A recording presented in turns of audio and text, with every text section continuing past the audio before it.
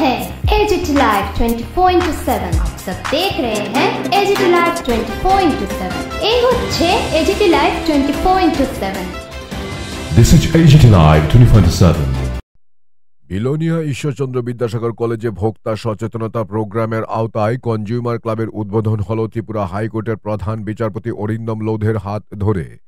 অনুষ্ঠানটি আয়োজন করে কলেজের IQAC এবং research and innovation cell Belonia Ishwarchandra Vidyasagar কলেজের স্মার্ট ক্লাসরুমে দুপুর 2:30 শুরু হওয়া এই অনুষ্ঠানে ত্রিপুরা হাইকোর্টের বিচারপতি অরিন্দম লোধ ছাড়াও উপস্থিত ছিলেন কলেজের অধ্যক্ষ ডক্টর মনোরঞ্জন দাস, কনজিউমার ক্লাবের কনভেনার বিমল কিশোর আচার্য সহ অন্যান্য অতিথিরা।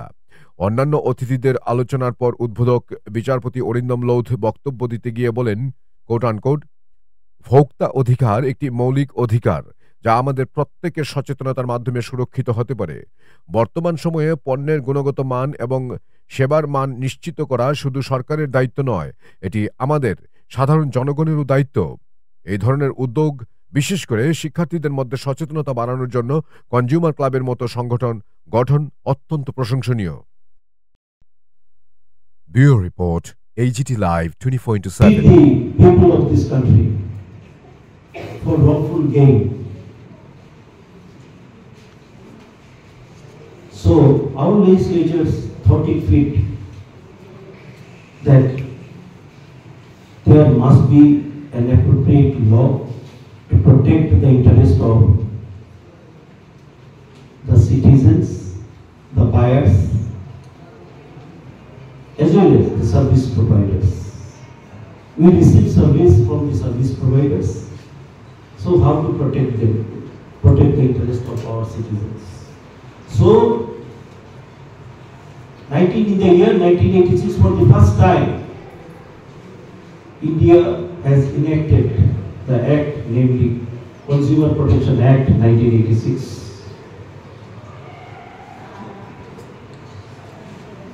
এই অ্যাক্টে বিভিন্ন অনেকগুলো ডেফিনেশন আছে।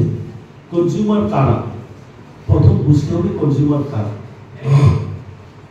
কনজিউমার আমরা সবাই ঘুম থেকে যদি আমরা ওঠার পর প্রত্যেকটা স্টেপে আমরা কোনো না কোনো জিনিস আমাদের কিনতে হয়, ক্রয় করতে হয়, কারোর থেকে কোনো না কোনো ভাবে আমাদের সার্ভিস কিনতে হয়। তো আমরা যারা জিনিসপত্র ক্রয় করি বা সার্ভিস ক্রয় করি পয়সার বিনিময়ে, আমরা সবাই কনজিউমার বা ভোক্তা। 1986 অ্যাক্ট অনুযায়ী বিভিন্ন আমাদের দেশের বিভিন্ন রাজ্যে প্রত্যেকটা ডিস্ট্রিক্টে ভোক্তা আদালত গঠিত হয়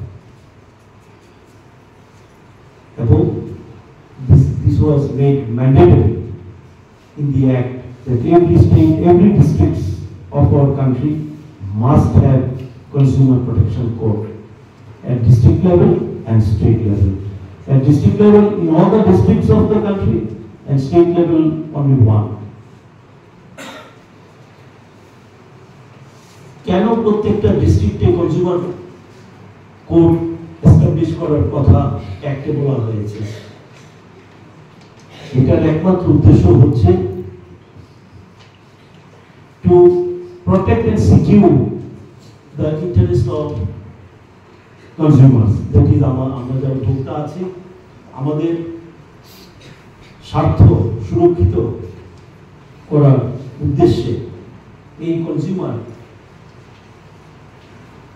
কোর্ট এস্টাবলিশ করার, গঠন করার চিন্তা ভাবনা করা হয়েছে এবং আইনে পরিণত করা হয়েছে।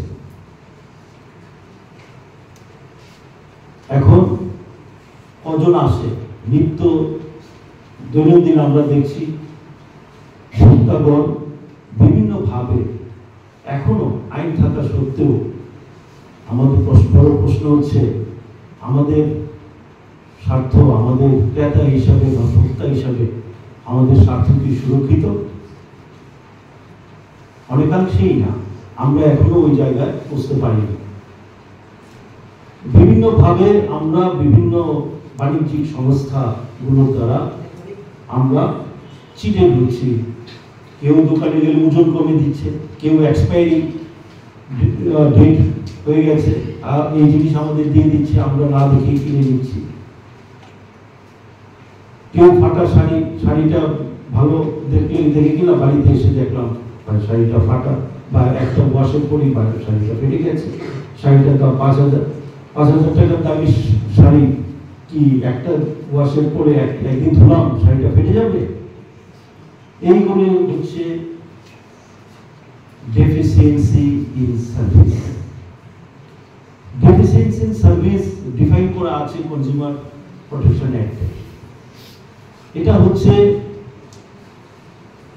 যতটুকু সার্ভিস দেওয়ার কথা, যে কোয়ালিটি মেনটেন করার কথা, যে standard of certain products maintain করার কথা, সেটা যদি না মানা হয় তাহলে, এবং এই সার্ভিসটা যদি কাউকে দিয়ে থাকে কোনো সংস্থা, তাহলে বলা হবে, বুঝে নিতে হবে, he is that concern, that establishment or that organization or that shop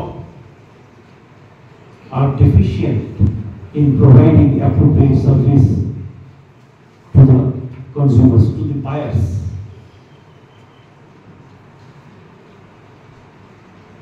সুতরাং এইভাবে 1986 এই অ্যাক্ট অনুযায়ী চলছে আমাদের দেশে। তারপরে দেখা গেল বিজনেসের স্টাইলটাই পাল্টে গেছে। এখন যুগ চলে এসেছে অনলাইন। আমরা ফ্লিপকার্ট, অ্যামাজন, মিন্ত্রা, আরো অনেক কিছু অনলাইন মার্কেটিং যারা সংস্থাগুলো আছে, এস্টাবলিশমেন্ট,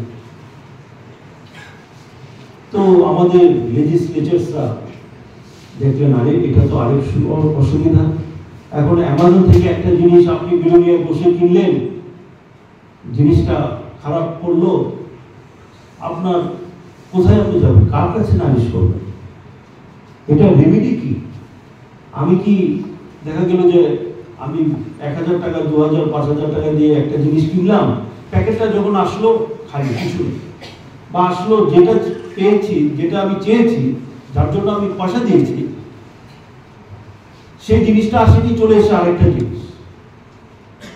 আমি নেটে সার্চ করে দেখলাম এই জিনিসটার দাম অনেক কম, স্ট্যান্ডার্ড যে কোয়ালিটির জিনিসটা আমি কিনলাম আদৌ সেটা আসে। তো রেমেডি কি? No remedy under 1986 act. যার তখন আমাদের দেশের আইন প্রণেতাগণ চিন্তা করলেন না, 1986 অ্যাক্ট দিয়ে তো আমাদের দেশের জনগণের স্বার্থ রক্ষা হচ্ছে না, তাহলে কি করা? আমাদের নতুন আইন আনতে হবে।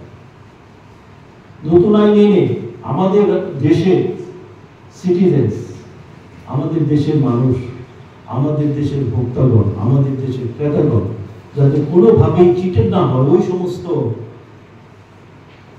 বাণিজ্যিক সংস্থাগুলোর দ্বারা, সেই জন্য নিয়ে আসলেন, আবার আইন প্রণয়ন করলেন কনজিউমার প্রোটেকশন অ্যাক্ট 2019, রিপিল করে দিল 1986 অ্যাক্ট।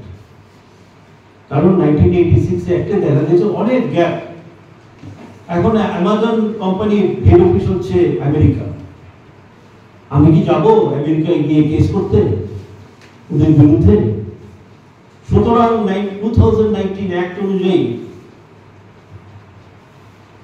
বলা হয়েছে যে পৃথিবীর যে যেখানে কোনো সংস্থা বিজনেস করুক না কেন, তার একটা অফিস আমাদের দেশে থাকতে হবে।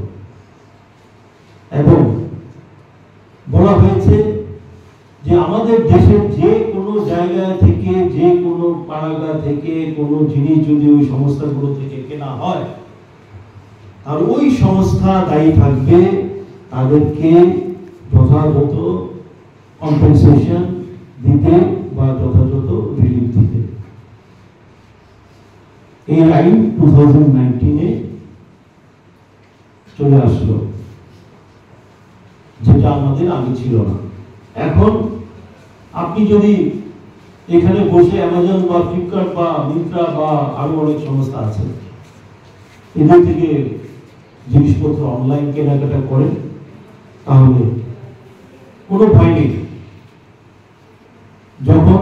কোনো অসুবিধা হবে ফেস করবেন, কনজিউমার প্রোটেকশন কোড আছে, যেখানে consumer protection code retail commission নেই, সেখানে ওই ডিস্ট্রিক্টের যে ডিস্ট্রিক্ট জাজ আছেন ওনার উপর দায়িত্ব দেওয়া আছে ওই কোর্টের ফাংশনটা করার জন্য।